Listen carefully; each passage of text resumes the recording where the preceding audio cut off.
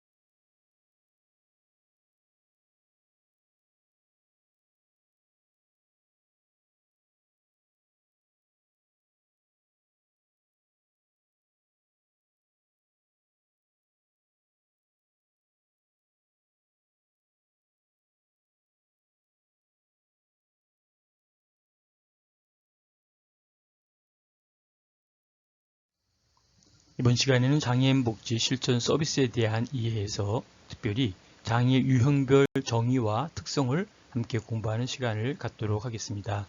장애 유형이 어떤 것인지 또 장애 유형별 정의와 또 특성에 대해서 여러분이 사회복지 실천 서비스를 통한 특별히 장애인 복지에 대한 실천 서비스를 조금 더 많은 이해와 또 많은 어떤 경험에 대한 새로운 비전을 갖기를 바라겠습니다. 컨텐츠 내용을 보면 첫 번째는 장애의 범위에 대해서 함께 살펴보고자 합니다. 장애의 범위를 어디까지 또 어떠한 영역에서 볼 것인지 함께 살펴보고요. 두 번째는 신체적 장애에 대해서 살펴보고 세 번째는 정신적 장애에 대해서 함께 생각하고 함께 나누는 시간을 갖도록 하겠습니다. 장애의 범위를 살펴보면 장애인의 분류는 대분류와 중분류, 소분류, 그리고 세분류로 나눌 수 있습니다. 먼저 대분류에는 크게 신체적 장애와 정신적 장애로 나누게 되죠. 그리고 신체적 장애 안에는 중분류로 나름대로 인체에 대한 특별히 외부 신체 기능의 장애와 그리고 내부 기능의 장애로 나누고 있습니다. 중분류로 나눈 외부 신체 기능의 장애에는 지체장애, 뇌병변장애, 시각장애, 그리고 청각장애, 언어장애, 안면장애로 나눌 수 있습니다. 내부기관의 장애에서는 신장에 대한 장애와 심장장애, 그리고 호흡기 장애와 장루, 요루 장애, 그다음에 뇌전증 장애로 나눌 수 있습니다. 정신적 장애에는 발달 장애에는 지적 장애와 자폐성 장애가 있고요. 정신장애는 정신장애로 나누고 있습니다. 지체장애에서는 세 분류로는 절단장애가 있고요. 그리고 관절장애, 그다음에 지체기능장애, 변형 등의 장애로 나눌 수 있습니다. 뇌병변장애에는 뇌 손상으로 인한 복합적인 장애와 시각장애에는 시력장애와 시야 결손장애가 있습니다. 청각장애에는 청력장애와 평형기능장애가 있고요. 언어장애에는 언어장애, 음성장애, 구어장애가 있습니다. 안면장애에는 안면부의 투상, 함몰, 비우 등의 변형으로 인한 장애가 있고요. 내부기관에는 신장장애에는 투석 치료 중이거나 신장을 이식받은 경우를 얘기하고 있습니다. 심장장애에는 일상생활이 현저히 제한되는 심장 기능의 이상이라고 볼 수 있고요. 간장애에는 일상생활이 현저히 제한되는 만성 중증의 간 기능 이상이 있습니다. 호흡기 장애는 일상생활이 현저히 제한되는 만성 중증의 호흡기 기능 이상이 있고요. 장루와 요루 장애에는 일상생활이 현저히 제한되는 장루, 요루가 있습니다. 뇌전증 장애에는 일상생활이 현저히 제한되는 만성 중증의 뇌전증이 있습니다. 지적 장애에는 지적 장애가 갖고 있는 지능 지수의 70 이하인 경우를 지적 장애로 칭하고 있습니다. 자폐성 장애는 소아, 청소년, 자폐 등 나름대로의 자폐성 장애 이런 부분들을 갖고 있는 것을 장애인 장애, 자폐성 장애다 이렇게 이야기하고 있고요. 정신장애에는 조현병, 그다음에 조현 정동장애, 양극성 정동장애, 재발성 우울장애로 나눌 수 있습니다. 먼저 신체적 장애에는 외부 신체 기능의 장애가 있고요. 그 안에 지체장애가 있습니다. 지체장애는 신체의 골격, 근육, 신경증 어느 부분에 질병이나 외상으로 인한 기능장애가 영구적으로 남아있는 경우를 지체장애다라고 볼 수 있습니다. 지체장애의 원인은 선천적과 후천적으로 나눌 수 있습니다. 세 번째, 지체장애의 형태에는 신체의 일부를 잃은 사람과 관절 장애가 있는 사람, 지체 기능 장애가 있는 사람, 변형 등의 장애가 있는 사람으로 나눌 수 있습니다. 다음은 외부 신체 기능의 장애 중 뇌병변 장애를 보도록 하겠습니다. 뇌병변 장애에 대한 개념 그리고 원인을 보면 중추신경의 손상, 그리고 뇌성마비와 질병, 사고, 뇌졸중 등이 뇌의 기질적 이상이 있는 경우를 말하고 있습니다. 형태로 보면 뇌졸중과 그 다음에 뇌성마비로 나눌 수 있습니다. 특성으로는 뇌성병변 장애는 운동마비 또는 감각마비 등으로 인한 배뇨, 배변, 경련 등의 문제로 무기력한 의존성을 나타내며 그로 인해 자기불신, 불안 증세 등의 패배적인 입장을 나타내기도 합니다. 다음은 신체적 장애 중 특별히 외부 신체 기능의 장애, 시각장애를 보도록 하겠습니다. 개념과 그리고 원인을 보면 시력장애는 시야 결손 장애로 물체를 식별하는 눈의 기능 결함과 또 다른 신체적 결함으로 인해 시력에 제한을 받게 되는 경우를 말하고 있습니다. 형태는 시야 결손 장애는 0.9%로 대부분 시력장애 전체의 99.1%로 인한 시각장애를 볼 수 있습니다. 특성으로는 장애로 인한 잔존 감각에 대한 자신감의 상실과 환경과의 현실적 접촉에 대한 능력의 상실, 그리고 시각적 배경의 상실, 또 이동 능력의 상실, 개인적 독립성의 상실 등을 볼 수 있습니다. 다음은 청각의 장애입니다. 개념 및 원인을 보면 청력장애, 평형기능장애로 청각기능의 결함이나 청력이 손실되면서 의사소통에 장애가 오는 경우를 말하고 있습니다. 형태를 본다면 청력을 잃은 사람, 그리고 평형기능에 장애가 있는 사람을 이야기하고 있습니다. 특성으로 본다면 듣지 못하기 때문에 언어장애라는 또 다른 장애가 발생할 가능성이 높게 보여집니다. 다음은 언어의 장애입니다. 개념과 원인을 보면 언어의 기능에서 음성 기능의 장애로 구음기관과 조음기관에 문제가 생겨 이해가 곤란한 경우를 말하고 있습니다. 조음장애는 음성장애, 또 유창성 장애, 실어증을 말하고 있습니다. 특성으로는 사회생활에 적응력이 떨어지는 언어장애인은 열등의식을 가질 수 있고 정서 발달에도 지체를 보일 가능성이 있습니다. 다음은 외부 신체 기능의 장애 중 안면장애입니다. 안면장애의 개념과 원인으로 보면 안면부의 변형으로 인한 장애의 지속과 사회활동에 대한 제한, 그리고 선천성 기형을 말하고 있고요. 화상이나 피부질환, 피부암으로 볼 수 있습니다. 형태로는 큰 점 또는 선천성 기형, 화상, 피부질환, 피부암을 들 수 있습니다. 특성으로는 타인에게 혐오스러운 인상을 줄 수 있기 때문에 직장생활이나 기본적인 사회생활에서 대척되는 어려움도 있을 수 있습니다. 네, 굉장히 많은 내용들을 핵심 중심으로 다루어 봤습니다.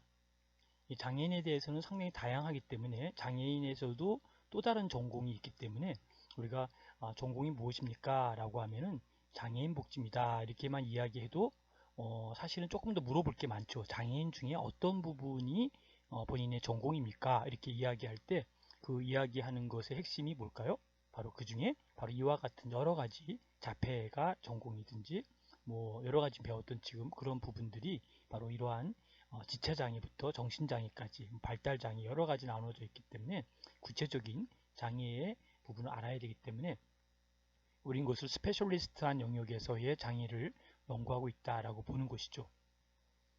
참고로 좀 다른 내용이지만 사회복지에서도 우리는 전공이 뭡니까? 라고 하면 일반적으로 소셜 웰페어, 사회복지라고도 이야기를 하지만 사회복지만 얘기하면은 그 다음 물어보고 싶은 게 있는 거죠. 사회복지 중에 아동입니까? 청소년입니까?